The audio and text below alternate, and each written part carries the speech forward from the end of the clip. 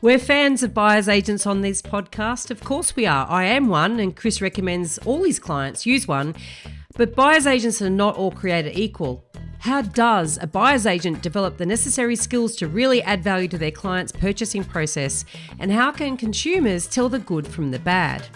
Welcome to The Elephant in the Room. This is the podcast where we love to talk about the big things in property that never usually get talked about. I'm Veronica Morgan, real estate agent, buyer's agent and buyer's agent mentor, co-host of Foxtel's Location Australia, author of Auction Ready and co-host of Your First Home Buyer Guide. And I'm Chris Bates, mortgage broker, recently ranked number 5 in Australia out of over 18,000 brokers in the annual MPA Top 100 Mortgage Broker Awards. Before we get started, I need to let you know that nothing we say here can be taken as personal advice. We always recommend you engage the services of an appropriate and experienced professional. Did you know that a buyer's agent can set up business without any experience? Oh, sure, yep, they need a real estate license, but in some states and territories, once you have this, you can start working as a buyer's agent without any oversight from an experienced licensee. Now, it's only a recent phenomena that in New South Wales and ACT, a buyer's agent needs to have 2 years work experience before they can qualify for a Class 1 license and run their own business. And in Victoria, it's 1 year. But everywhere else, no experience required. So, Chris, you deal with buyer's agents across many states. Can you describe the breadth of competency that you've observed? Yeah, I mean, I've started working with buyer's agents back in 2012, so a decade now. And, you know, I sort of went on a bit of a mission to figure out my view on them, I guess. And the outcome that I got to as a business is that you can't just have one buyer's agent, right? I know many mortgage brokers and people in financial advice, you know, they go, oh, yeah, I've got someone who can do my buyer's agency, and it's one person or it's one company that buys everywhere. And I sort of realized pretty quickly early on that both of those are a bit flawed. You know, how can one person buy across the whole country? But even how can one company buy across the whole country? Because, you know, to have the local expertise, they've usually got to hire people, and you're not going to get the top talent who've got all the local relationships. So I just went on a journey really and sort of sussed out, and I haven't figured out every pocket in the country, but most parts of the capital cities and, you know, lots of different regions now. I've sort of sussed out who I think's got the best experience, the most knowledge in that local market. And as a business, we refer to buyer's agents all over the country that are local specialists in different pockets, and usually multiple, especially in the capital cities, buyer's agents. When a client's asked, I say, well, look, you know, you're in the northern beaches of Sydney or the inner eastern suburbs, or, you know, you're in the inner north of Melbourne. Yeah, here's a few different buyer's agents that we think are good operators. I think in the last few years in particular, there's well-known buyer's agency courses out there and sort of a proliferation of it becoming a cool job. And more clients picking people off you know, different platforms or different ways they hear about things. And when I sort of open up, they've been a buyer's agent for 6 or 12 months. And, you know, a lot of the story is that I was a great property investor and I didn't like my corporate life, and now I want to be a buyer's agent. But I just, you know, we're very hesitant working with those people. And we have worked with some, and the, you know, clients have worked with them and got some great results, but we've also seen it go the other way as well. So I think there's not that many buyer's agents. I mean, I spoke at the REBA conference this year, and there's not many buyer's agents that have been around for 5 years, you know, and who have stuck to a local area and have really become that local, you know, expert. I feel like that's a sort of really quite a small cohort compared to, you know, the real estate industry. Yeah, it's funny. I put together a national database of buyer's agents that I personally rate. When I was working with Kent and Nick, we put together Suburb Help. So Suburb Help, you can go to suburbhelp.com.au and you can look at Kent's data for different areas across the country, and then you can get a recommendation for a buyer's agent in that area, assuming, of course, that there is one. There is plenty of areas that I can't recommend someone because either they don't exist, there's not a buyer's agent that specialises in that area, or the people that I've spoken to, I don't rate, and I would never put my name on a recommendation. I spoke to someone in a regional area, for instance, who'd be doing it for 5 minutes. Previously, had been working sort of for a big national supermarket company. and in various roles, but loved property and invested in property and wanted to help people, succeed in property the way they had. And they failed. When I was quizzing them, I've got sort of a set criteria that I ask them about before I'm prepared to consider recommending them. And a couple of things is, how have you measured your own investment portfolio? How do you rate what makes a good investment? And anyone who just says to me, "Oh, because I get good rent," it's like, bong. You do not understand the first things about investing in property if that's your only sort of decider as to whether it's a good investment or not, because that can change. And if that property doesn't have any other fundamentals other than that currently it gets good rent, then that's a real worry. And secondly, what due diligence process do you go through for your clients when you're after you've recommended a property? And now this person was in Queensland. Right. In Queensland, one thing I've learned through Home Buyer Academy with Megan is we put together an understanding of the full due diligence process, the disclosure process. The disclosure requirements in every state and territory is so different. In Queensland is the worst state in terms of getting compulsory disclosure from vendors. Right. You get given nothing. Like, it's absolutely abominable. I'm appalled. I don't know how anybody buys there without a buyer's agent. And so when asking this person who is now a buyer's agent with their own business in a regional area, selling the merits of using a buyer's agent to people who've probably never heard of a buyer's agent before. And I've asked them, what due diligence process do you go through? And the words were, "Oh, well, I never believe a thing an agent tells me." And I went, "That's fine, but what due diligence process do you go through?" He didn't know what I was talking about. So this person has actually done 2 courses, done their licensing course and another course, supposedly learning to be a buyer's agent, and didn't actually know the fundamentals of due diligence. Mortifying. And so, and that's probably the worst conversation I had. I've had lots of conversations ranging from people who really get it, some really impressive buyer's agents in regional areas as well as in metro areas, right through to that. That was my worst most shocking conversation. And it really has got me on a bit of a bandwagon, I have to say. Yeah, I mean, we get clients saying, there's always a natural hesitancy to use buyer's agency. I mean, we're brokers. We're very fortunate that there's no real fee a client has to pay. We're paid by the banks. We negotiate them the rates, and so, there's no upfront, and especially when money's tight, a lot of first home buyers and people don't want to have to pay something out of their pocket. But with buyer's agency, obviously there's a cost, and run a profitable business, and to actually be an expert at something, that, the fees for the great buyer's agents aren't cheap, right? They're not going to do it for $5,000, right? They're going to be a lot more than that. So it's a decent fee to get the top buyer's agents. There's always a natural hesitancy, and a lot of clients will say, should you use a buyer's agent?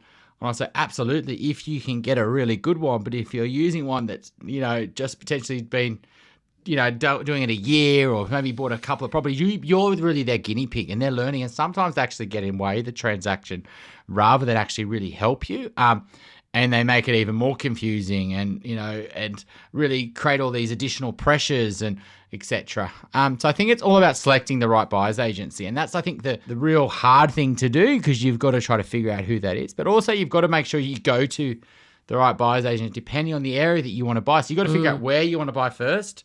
Then, okay, so I'm going to buy in this pocket of this capital city. Okay, who's the buyer's agency that, and the buyer's agent that I can really trust in that area, has got the experience. And I think people go about it the wrong way. They, especially the investment specialist buyer's agents, they're pretty prolific out there in terms of, creating content and things like that. And then, they go to them when they think, oh, maybe I've got on top of my mortgage, maybe I should buy an investment property. And they go speak to this buyer's agent. They get sold the dream, things like you said, Veronica, around, oh, it's got good rent, or it's got good yield, and oh, it worked for me, and I bought 20 of those. And and then all of a sudden they basically fall into whatever their strategy is, and that's just crossing your fingers. And they haven't even considered, where else in the country should they buy?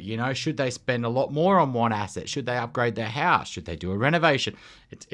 It's way too late once you just start going down, oh, I should buy an investment property, and just picking a random buyer's agent. You're really asking for trouble, I think, if you go down that route. It really is a problem, actually. And I will 100% acknowledge that I think a buyer's agent needs to be a local specialist. To truly add value in the process, you have to understand the local market for lots and lots of reasons, if not just to be able to understand what makes a good asset in that local area, what's a good street, what are the local buyers really want, what will they always pay a premium for in terms of that's going to help your capital growth, et cetera, et cetera. So there's so many, the relationships with agents, knowing how different agents will negotiate, the processes, which ones lie, which ones tell the truth, or all of that stuff. Like that is just stuff, that is knowledge that is built layer upon layer upon layer over years, right? And a lot of that is the art of being a buyer's agent. Yeah. So there's science, yes, then there's the art in all of that local knowledge.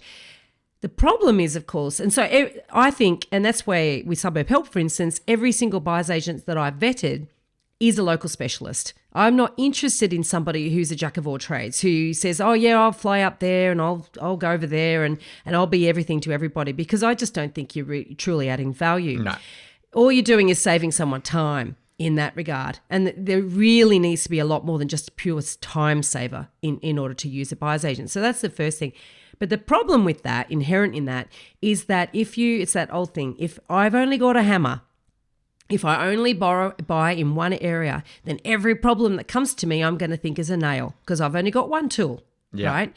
And so that is the weakness with the local buyer's agent. When you go to the local buyer's agent to say, where should I buy? They're of course biased. They're of course going to suggest that you buy in their area.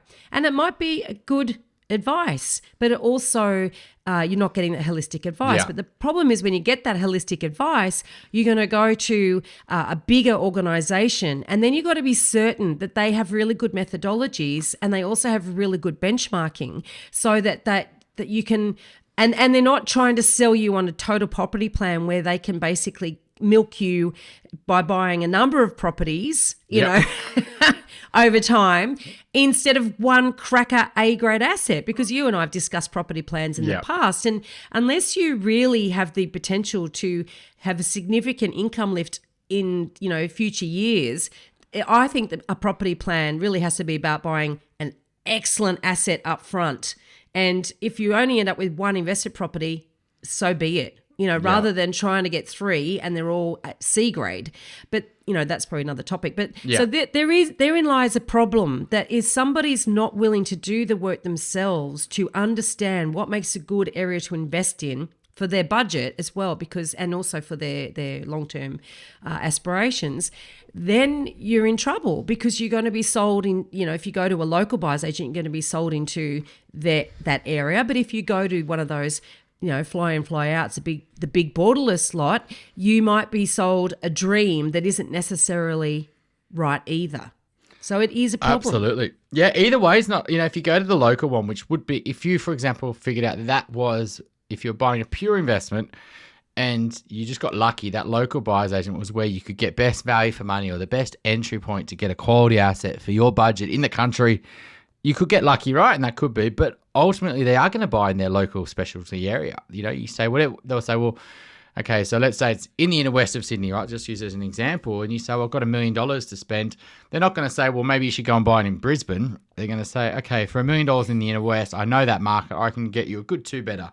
Now, are they thinking, oh, is that better than buying a house in Melbourne or buying a house in Brisbane, or should we go to Perth, or, et cetera? So you really got to go to the buyer's agents once you figured out the location. Maybe you can go speak to multiple, to be honest. You could, and we recommend that for clients. Like you were going, maybe I should buy Central Coast or Wollongong, or, because at different price points, you do get competing locations that are offering pros and cons. One may have, access to maybe more land versus the other one, but maybe it's more uplift in terms of a build, or et cetera. So it is the art. I think going to the right buyer's agent is the real thing. And then making sure that, they are the local specialist. And then there's all challenges with actually how you work with them ongoing and to get the best result. But yeah, and if you go to an investment specialist, absolutely, you were just going to, what's frustrating when clients have got really good borrowing capacity and they're in a really strong income position, and then they go to one of these investment groups who typically target, everyday Australians and more the lower affordability part of the market. So their typical clientele can only afford $300,000-$400,000. But this client who's got great borrowing capacity and is maybe could borrow millions of dollars goes to one of these and they buy 10 at this, person, and they're playing in markets that they just don't need to play in. Like your risk versus reward just isn't there. If you can only buy one investment property for your whole life and all you can afford is 300, well, maybe you're in the right place. Whether you should buy it or not is a different conversation. But versus putting money into super or paying off your mortgage. But I get frustrated when you go to them and they're like, well, you're not my typical client. The typical client for me is earning, $150,000 or $100,000 combined, and you're earning $300,000-$400,000. Well, I'll just buy you 5 of what I do. Then they come to us years down the line, and they've got this really messed up portfolio. Nothing's really working. The loans are already all over the place. It's got negative equity. There's no growth here. Maybe they got lucky in one, and you have to unwind it, and then you have to basically say, what was the opportunity cost? If you just went back to 4 years ago, before you bought these 5 or 6 properties and you just bought one quality asset, where would you have been? And that's what we've seen time and time again from this quantity strategy. So, which is the problem also with benchmarking and measurement of success. That, I've been doing quite a bit of research because I have been running this pilot buyer's agent mentoring program that I ran at the tail end of 2022.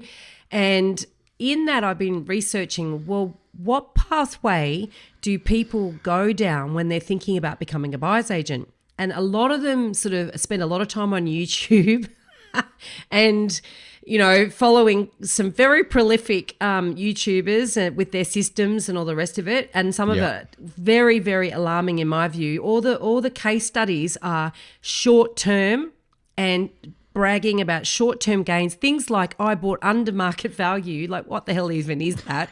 And secondly, within 6 months, I've got this equity uplift. You go, okay, how did you know that? Like, did an identical property right next door sell for, that extra money or 50 grand more or whatever? And even so, if you bought something with an identical property next door, maybe there's a problem with scarcity, but let's not go into that yet. No, the equity uplift comes from a valuation. And I'm like, that's not actually equity. That's just, you've manufactured that so that you can try to go and borrow more money or whatever. Anyway, it just annoys me and pulls my hair out.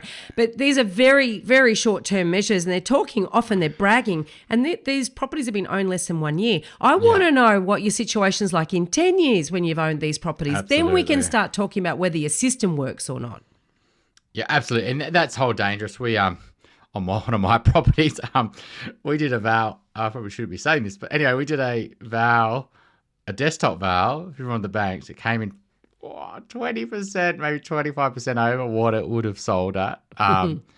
And I was like, well, there's no way in the world it would have sold for that. Like, there's no way. It's just way beyond. And so if I was there saying that the investment return on this based on that vow, I'd be completely, but you had a piece of paper, you could but prove I had a vow. it. And so you can absolutely do these desktop vows and and there could be some, the other thing is with that short term is you go the buy cost, the sell cost, maybe the capital gains tax. You haven't really made any money, even if you've made 15% potentially.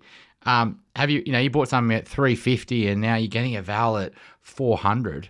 Have you really made much money if you did sell it today at 400? Well, no. Like, it's only once you start selling it at 450 or 500, and then a lot of people say, oh, the return on that was a 15% return. Well, no, because if you did sell it right now, you'd pay agents' costs, you'd pay capital gains tax. You've really made 3%, so you made 10 grand on that after tax. And I think that's the other thing as well, is it's absolutely down to long-term returns. And the buy under market value. I mean, would you sell your property under market value? No. No. So market value is the price that It's the buyer and seller. You are the market, you idiot. You You're created the one market. that- I do laugh at that, and I think or the speed of buying. We buy all our properties in 14 days, and I think that's a real. I hate how buyers agents. It's a warning sign, because if you can buy that easily, then you're buying easy stuff that's easy to buy. Easy to buy is hard to sell, and hard to sell means that erodes your capital growth over time. It erodes your freedom to sell whenever you want to. It's just all bad, So this idea of, yay, I got a property, and it's like, yay, but you bought a dog. Yay, you bought a lemon. And And I think that, the pitch is all wrong. But, if we wind back a bit to how people become a buyer's agent, so they might have gone through this, they might be spending time on YouTube, even TikTok, following some of these people and go, they're great, compelling arguments. I can do that too. And I can buy sight unseen across the country. And, I can get a local property manager to go and look at the property and tell me whether to rent well. And then I'll be happy with that. Like, it's just danger, danger, danger, Will Smith, right? Yeah. So, not Will Smith, Mr. Smith. That's from Lost in Space, a show that I used to hate as a kid. I don't even know why I quote from it. Right. The pathway that people take, you have to be licensed. So you have to get a real estate license to become a buyer's agent, which is actually better than becoming a property advisor, where you don't actually need any qualifications whatsoever. We interviewed Peter Kalizos, who was the president of PIPA, probably about a year ago now, and I was shocked. I hadn't even twigged that property advisors didn't actually need to have qualifications. Go figure. So, but the licensing system, the way it exists around this country to become a buyer's agent, is that you get a real estate agent license, right? And they all vary slightly from state to state and territory to territory. However, the one thing that is common amongst all of them is that licensing course was designed for sales agents and property managers. Yeah. So you can be qualified to put together an appeal at the tenancy tribunal or put together a marketing campaign to sell a property, but you actually haven't learned anything about the due diligence that's required to be done in order to properly buy a property, let alone measurement for investment potential and capital growth and all that stuff. None of that is even touched on. In New South Wales, there is, Jackie Parker, who used to be the president of REBA a number of years back, she's a trainer at REI in New South Wales, and they do have an elective that you can do but that's assuming that that you want to be a buyer's agent when you're doing your licensing course, so that you would go and do that elective. But it's an elective, which means that all the compulsory subjects, you're doing a bunch of compulsory subjects that actually are totally irrelevant to the work of a buyer's agent. So that is the problem with our licensing system, and the regulators don't seem to recognise this or even sort of consider that it's a problem. They just like to simplify the licensing process so that everyone goes through the same pathway and you pop out. And then a lot of these buyer's agents, particularly in an area where you can set up business yourself without having any experience, they're a bit entrepreneurial. They like the idea of setting up their own business, or they haven't been able to find a business to employ them because there are a lot of very, very small businesses and micro businesses in the buyer's agency space. So getting employment when you don't have experience is quite difficult. And the alternative, a lot of people, the path that they go down is to then set themselves up in business. And so then they're actually taking clients' money. And in the recent boom, people were so desperate to get a buyer's agent, and experienced buyer's agents were full. They were at capacity. So all these newbies actually got business, actually got people paying them to buy them property. Talk about the blind leading the blind. And then in the middle of deals, it's sort of the penny might fall. Oh, God, I actually don't know what to do next. And it's just mortifying. And I've spoken to a lot of buyer's agents that have actually experienced this. I actually don't know what to do. Now, that's pretty bad. Yeah, I think that's one of the that's where you love the buyer's agent that has worked, done that sort of apprenticeship and has gone out on their own. And, and that's why I think really either course or even doing multiple courses or watching stuff, I think it's the real life experience. It's the, transactions. And like with broking, for example, we do a lot more transactions and more of a volume over buyer's agents because, you might only be handling a couple of briefs at a time. Yeah. So you might only be buying 10 or 20 properties a year, right? And, and this is one of the challenges with a lot of brokers starting out. They haven't got that transactions, and so they don't really ever get speed up. But it's easy to, get those learnings. I think in buyer's agents, there's so many more things you need to learn as well. And so I think you just need years of buying properties and usually buying them under someone. And a lot of buyer's agents don't want to go through the pain of, getting those learnings and basically working on their craft. They want to play catch up. They may be transitioning from another career into it. They don't want to go back to the start again, and then they just sort of wing it. And I think that's a really dangerous thing because I think what happens is the agent knows they're winging it. Yes. And what will happen is they'll go, so for example, if an agent in the inner west gets a call, just using you as an example, Veronica, from you, they know who you are, right? And they end of the day, 80 or 90% of the properties would sell through 2 or 3 agents or their team, and their team. You know what I mean? In each suburb, yeah. In a suburb, right? Because there's a couple of powerhouses that own the suburb, and and then because you're a buyer's agent within that area for a long time, they know who you are, right? So when Veronica Morgan calls, I go, she's not going to waste my time. She's going to ask me smart questions. And she's going to really get to the crux of it, and she's going to be a straight shooter, right? Because you're not going to waste your time for a client who maybe not be pre-approved, right? So you're going to have done all your due diligence and be ready to make offers and know how to make offers. But if they get a call from hi, I'm John, I'm a buyer's agent from so and so. They come in heavy, swinging handed, and the agent's like, I got no idea who you are. They would probably, if anything, put them to the bottom of the list. Sometimes below the punters on the street, because they're like, you just don't know the rules of the game, right? Yeah. And you're trying to be this. If anything, a lot of agents I've spoken to, they think they don't like them, and they will, if they have a preference in offers, they would preference the first-time buyer that they've seen at lots of open houses and put more weight on that when they're explaining it to the vendor than this inexperienced buyer's agent that's trying to do all these hard negotiation tools and is just. You know what I mean? That's yes. What I've seen happen. And I go back to a client a few years ago. They came to me and said, oh, look, we are buying in the East. And I know them really well, this client, from personal stuff. We've already got our own buyers. I said, I really recommend don't use them. I know that they're a friend and they literally were a close friend of the client. I just don't think that you're going to get a great result. You're going to pay a big fee. But they had to use them because I was a friend of the friend. And ultimately, I know for certain they missed out on a property because the agent got pissed. It was one of the big agents in the East, got pissed off with the way that they were negotiating and basically just said, no, I'm not going to work with you. You're too hard. Yeah. And so I think that's what the issue I've seen is that the buyer's agent hasn't got the experience, he's winging it. The agents know that. And they're like, well, you're not going to even answer your calls or waste my time with you. I'm just going to only work with and that's why I think the other thing we said about the relationships in the area. The best buyers, if you think about you're an agent, you've got this quality listing who the vendor is open to, a pre-market offer and is willing to make a reasonably fast deal, assuming it's the right price. And it's a good property. Who are you going to potentially call? You're going to call the best buyers agents who you've got a relationship with because they're going to most likely have a buyer. And they're not going to waste your time. They're not going to come and make offers and it fall over, etc. But you're not going to give it out to the whole market because you're just going to flood yourself with work. But you're just going to carefully select the hottest buyers that you really would be suitable, plus the best buyers agents.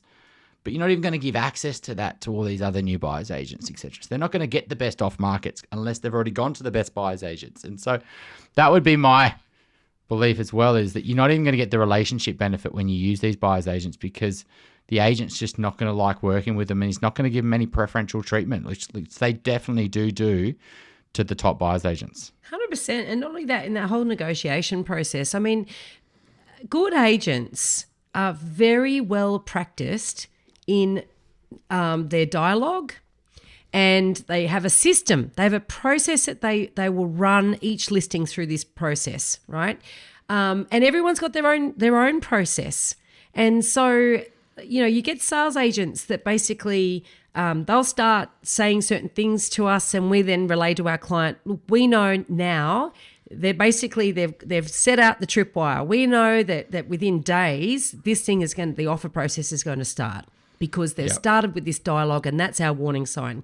Now, in a buyer's market, you respond differently to that than you would in a seller's market. But either way, here we are interpreting what that means to our client. And if you go to, other agents, even in their office, they might do things differently. It's just that's what each agent has their process. So being able to work with that, understand what's going on and respond accordingly, know when you've got the power, know when you don't have the power, know when you need information, where you got to fill in those gaps, when you're running blind, all of that stuff to be able to advise the client to say, we are running blind here, and not feel like, because a lot of new buyers agents, they say to me, I have imposter syndrome. like I feel like I really don't know what I'm doing, and I feel like that agent is running rings around me. One of the reasons that they feel the agent is running rings around you is because the agent is running rings around you, and they do the same thing to us. And the fact is, they know more than we do. They know the vendor circumstances. They know really how many other contract holders are on that property, how many building pests have been downloaded. They know how many strata searches have been done. They know if they've actually had offers or not, because they don't have to disclose this stuff to every buyer. Yep. They don't. And so we spend our time going, right, well, what do they know that we need to find out? So we might have a hypothesis at the outset, and then we start, little bits of information drop in, and we can build a bigger picture.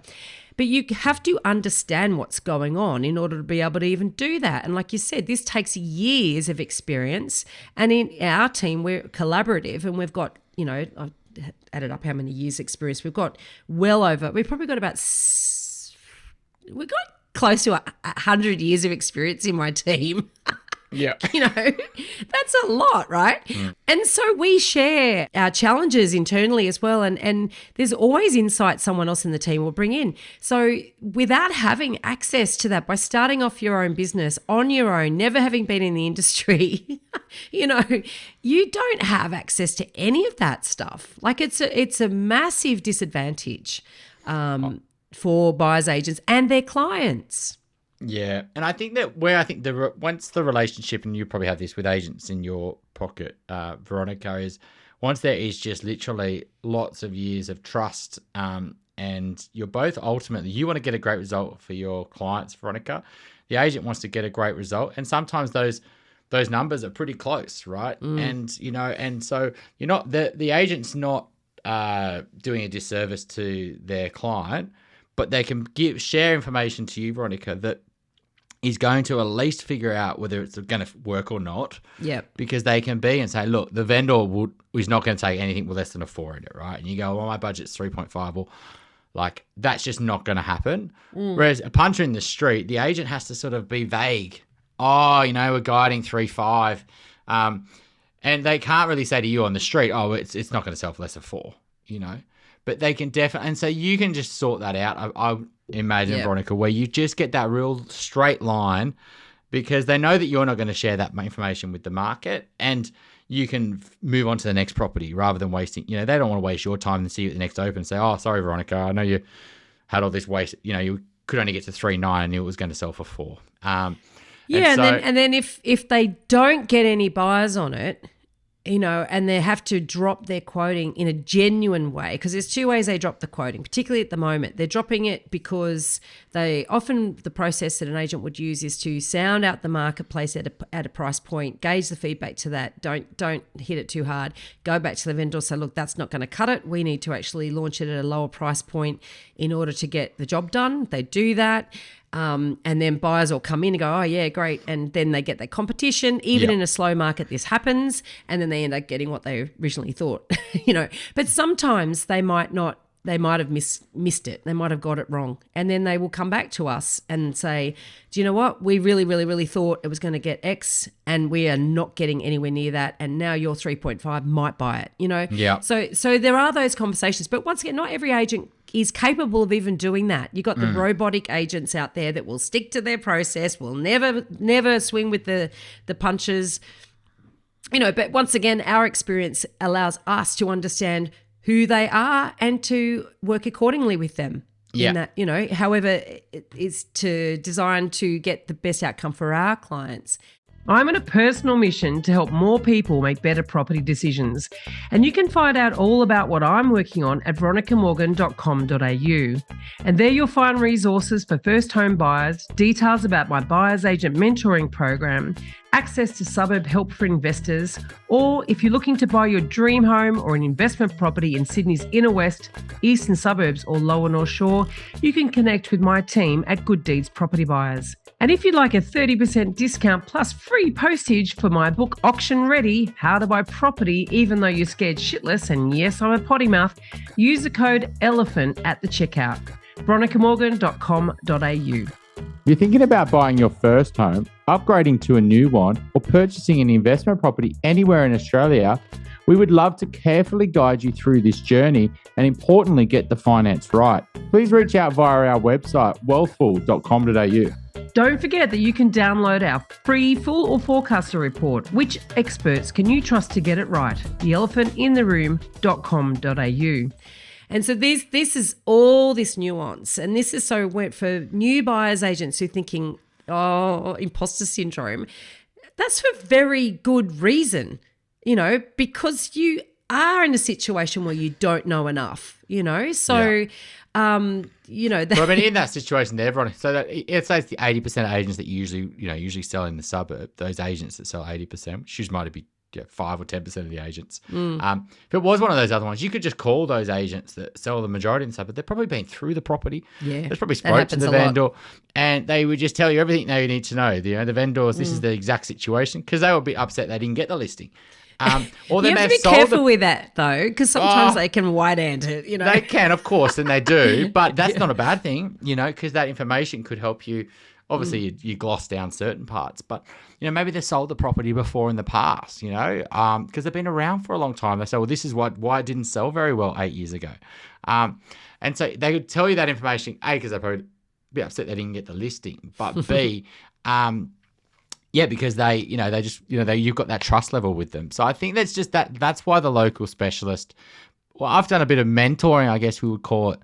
What, mentoring is the wrong word, but consulting to new buyers agents, who I think are great people, who have a good heart and want to make, but they're just sort of going about it that, they're just early days. So we wouldn't refer our clients to them, but I've had a coffee with them. I think you want to do a good job, but I think, from my experience working with buyers agents, these are certain things I would make changes on. And I a lot of the time I would just say, look, pick your market that you really want to work in long term and own it and commit to it and really build that local expertise in that real market. And it's going to take you a while, but it's hard when you're starting a new business. And this is why I think it's hard for new buyers agents is they get stuff on, like for us as brokers, we get clients who want to buy anywhere we can help. But if they get a client who says, I want to buy this, it's hard for them to say no when they've got to put food on the table for their family. And so they end up just, piecemealing all these clients together and they never actually own the market. So at least make your marketing though, if it was me, and at least start that journey. Because if you never start that journey, you'll never actually, get good at it. But that's just one of the challenges.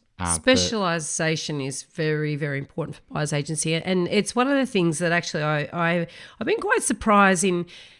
I put together 12 modules, the pilot program we ran went for 12 weeks and became quite obvious that because I was distilling like 22 years of real estate experience, 15 of buying into 12 weeks, it was like, that's just way too short. It needs 12 months and implement it properly and really work through all this stuff. So one of the things that I've really soul searched with every single module that I put together here, I've really soul searched all the challenges, all those hurdles that I've gone through myself in my own business.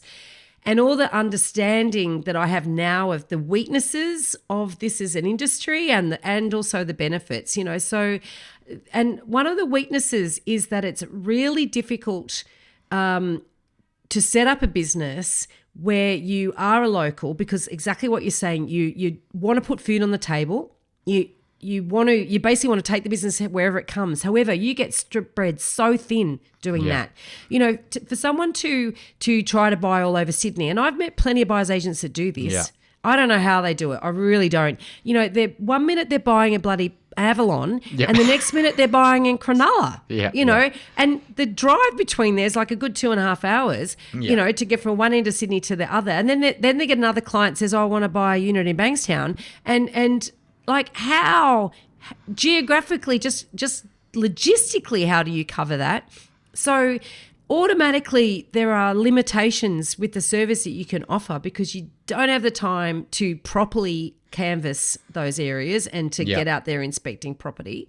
You don't have the time to nurture those relationships, understand, really get down to the grassroots and understand those markets and know what the pitfalls are. You probably also don't have time to do the proper due diligence because you probably don't have systems in place and all that. I had to build all this stuff from scratch. And in fact, originally worked for a buyer's agency that had none of that documented.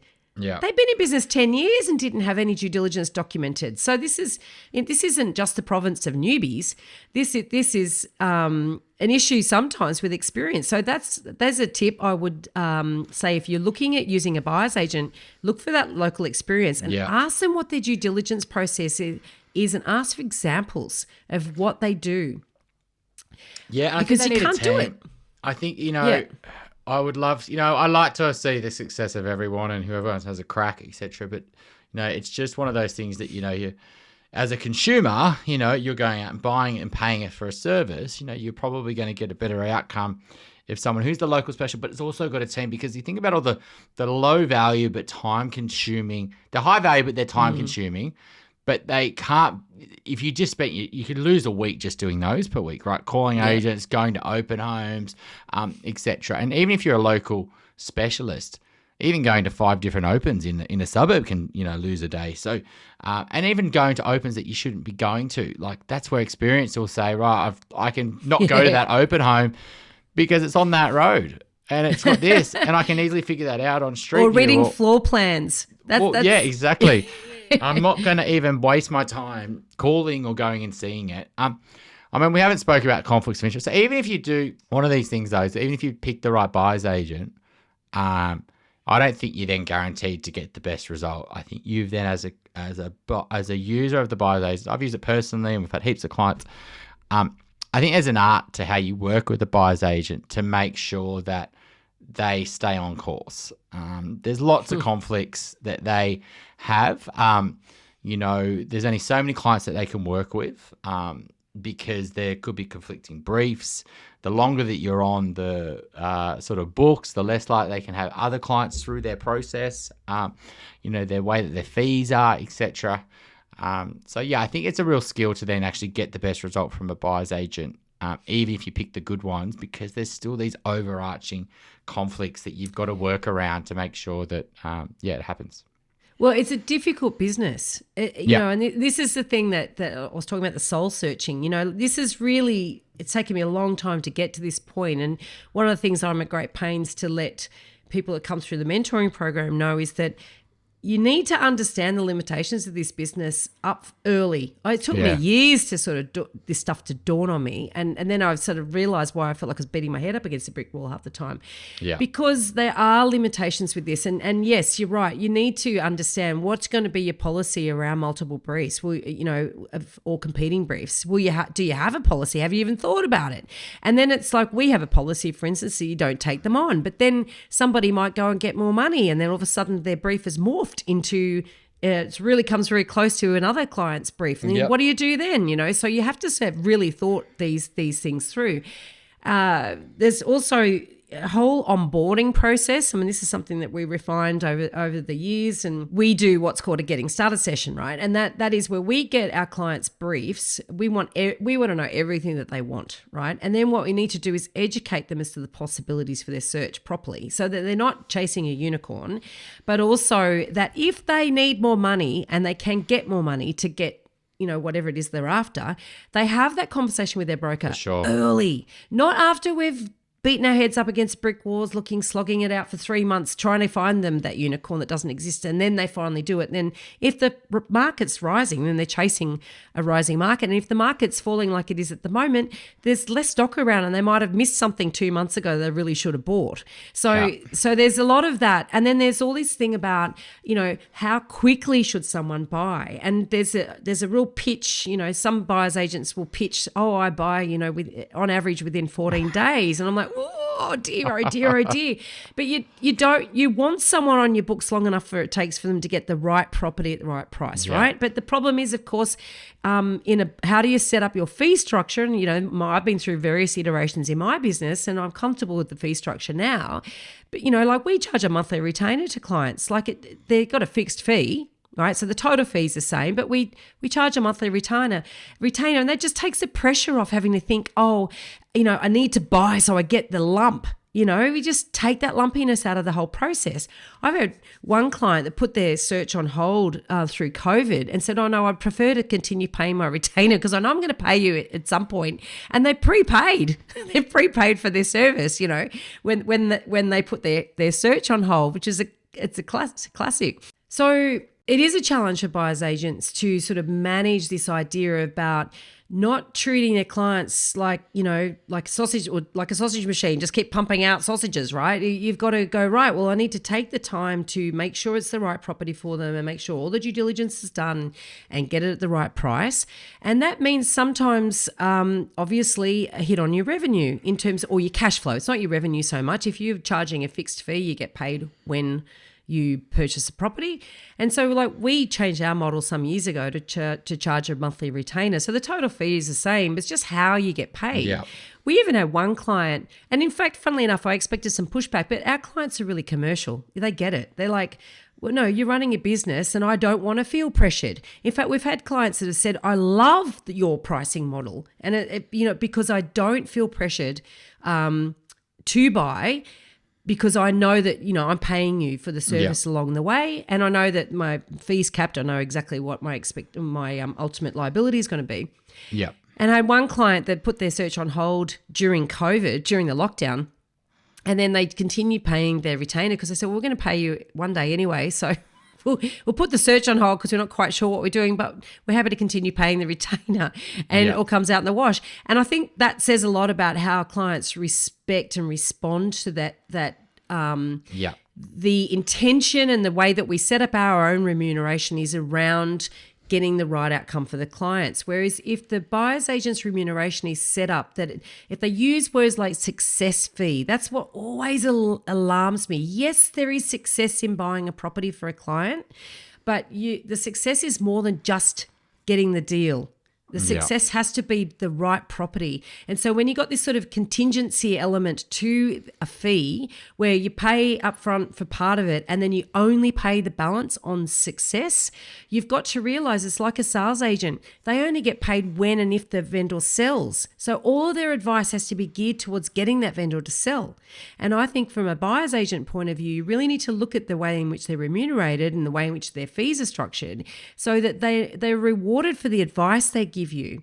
Now, other people might argue, oh, well, there's nothing in it for them to hunt out and find a property. Well, there is still. I mean, they're still in it. You want to buy within a reasonable time frame. So there's plenty of motivation to get out there, get active, and really get out there to find the property for clients.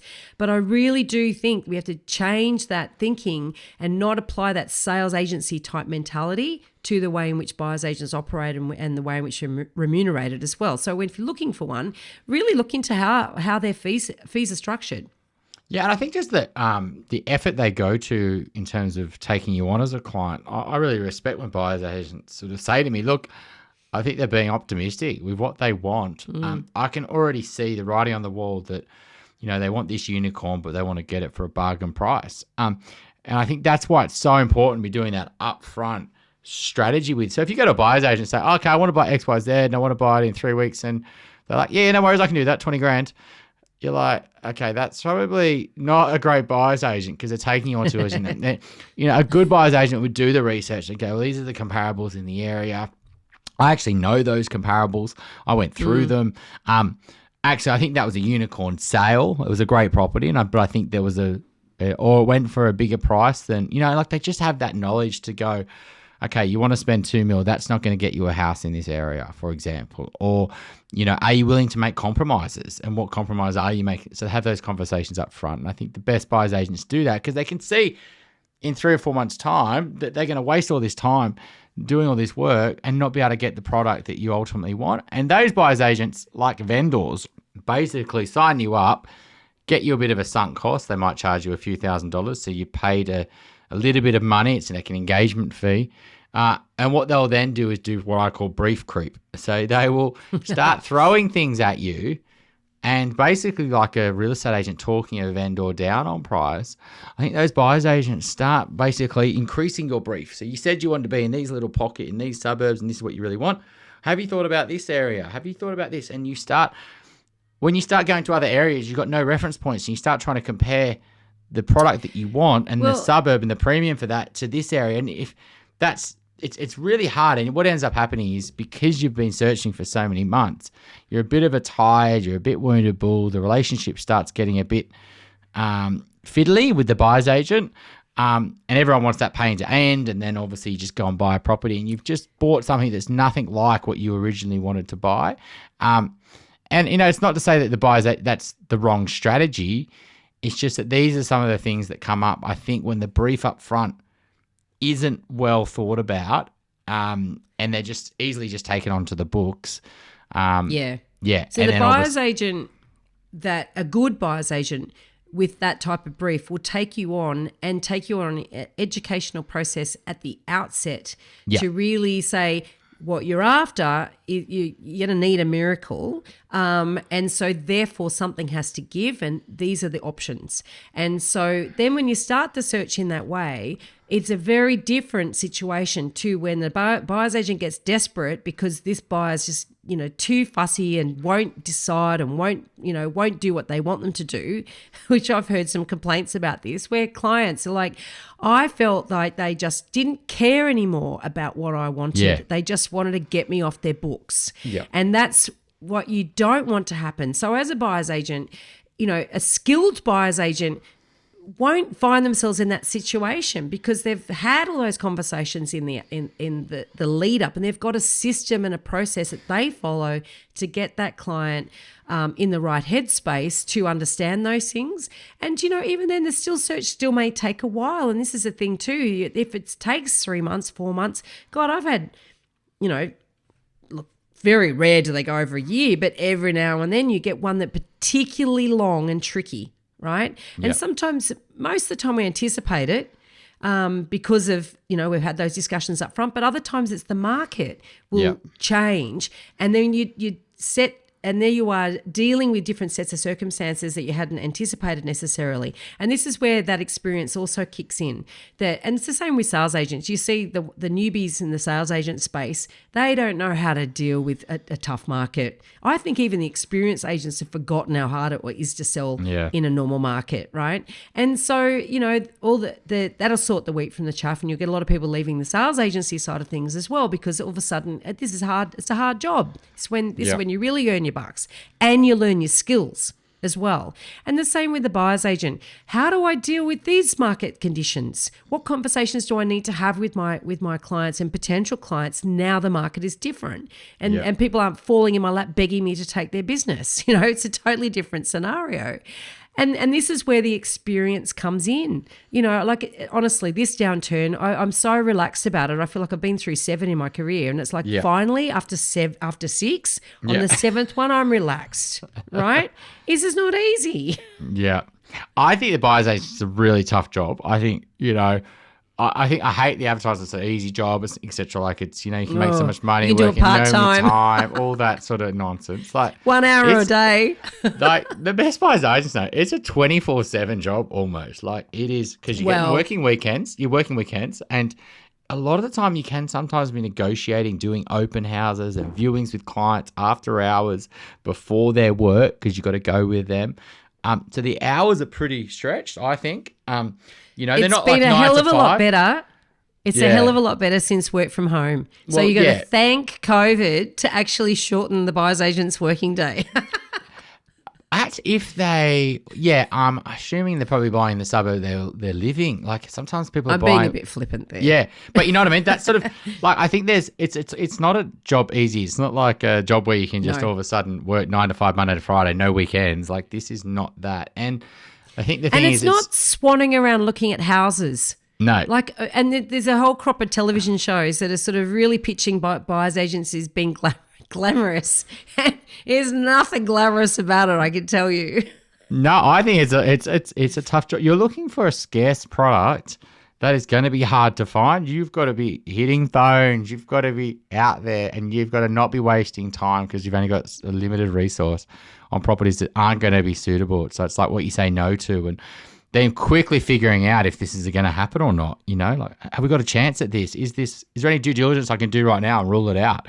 And I think and then having the confidence to educate the buyer, I think, to go hard on it if it is something that really ticks their boxes.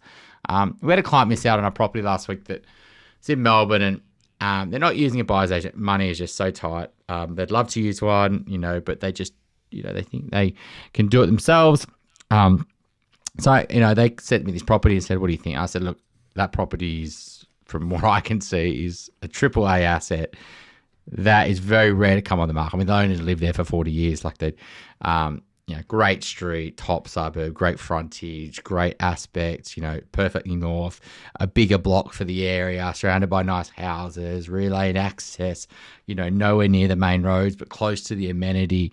A great renovation potential, good floor plan, bigger rooms. Like it was just like, I'm like, this property looks hot. And, the guide was I was like, that guide is going to be well under. Anyway, it sold for 25% above the guide. It sold in 9 days. Our client thought. And this is in a slow market? In a slow market. This is last week. Yeah, just shows A grade, A grade, A grade. Always gets they sent it to me and I was now. like, there's nothing I can see that this isn't going to go. And it did. It sold so they thought they had a chance at 15% above the guide. And I said, I don't reckon I reckon you're going to be, if you got it for that, you'd be super happy looking at comparables. That's why I think with the buyer's agent, like you would have the confidence. They ended up going for it really hard as much as they could, but their budget wouldn't stretch that far. But, they just don't know how scarce an asset is sometimes. And unfortunately, they're coming to us with another property, like the Wounded Bull, thinking, and the agent's doing all the same tricks they did on the last property. This is going to go hot. I've got heaps, but this is just a chalk and cheese property. This is nowhere near as good as what they were looking at. I've seen buyers do that, and they overpay for the second one, which is nowhere near as good because they think everything operates the same way. They don't have discernment. Yeah, that's what's happening in this situation. And I think we had a chat and they figured that out and they're happy, etc. But it was just like. A buyer's agent would be there to say, right, let's not go for that. You're feeling a bit frustrated because you missed out on that last one and you're emotional. Let's be patient and let's look for this or try to get access to that, make offers faster or, try to get the one access before it hit the market and things like that. Yeah. I think my attitude with buyer's agents is that you don't know where the value add's going to be until after the transaction because it's you don't know what was that difference maker because it could be so many different things with buyer's agent. It may be access. It might be the negotiation. It could be just stopping you buying the wrong property. It could be the conversation saying this property versus that property. Which one's the best fit for you because you're emotional? Or it could be for the auction. Like could be a small part, but it could be what the difference is and. You just don't know what it's going to be. And for every transaction, I think it's different things. Could be the due diligence. Yeah. But that's precise. It was also the guidance and the coaching. So, we know you're going to feel this way because that's a really normal reaction to what just happened. However, this is what we're going to do. And that sort of calm guidance in what is a very emotional time. And even that requires experience because you need to have been through a number of cycles. You need to have been through a number of, missing out on properties, getting properties, knowing the difference, knowing that you will get there and having that confidence. Particularly last year, that was one of the biggest challenges last year in a hot market, that keeping people focused on being positive. You will get there. It's going to be hard. Prices are rising, your budget's not rising, at the same rate.